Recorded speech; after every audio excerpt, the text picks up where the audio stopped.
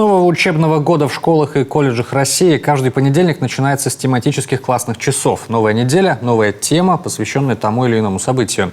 Сегодня это День пожилых людей. Руководитель Минобра Коми Наталья Якимова провела занятия в Сыктывкарском лицее для одаренных детей.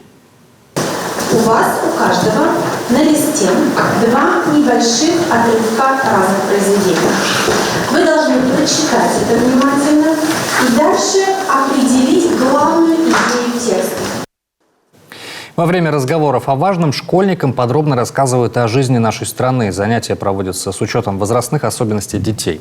Для каждого возраста своя программа. Темы для всех классов одинаковые. Всего запланировано 36 таких занятий. Уже известны темы на ближайшие месяцы. День учителя, День отца, музыки, традиционные семейные ценности и День народного единства. Патриотическое воспитание, духовно-нравственное просвещение, оно было всегда.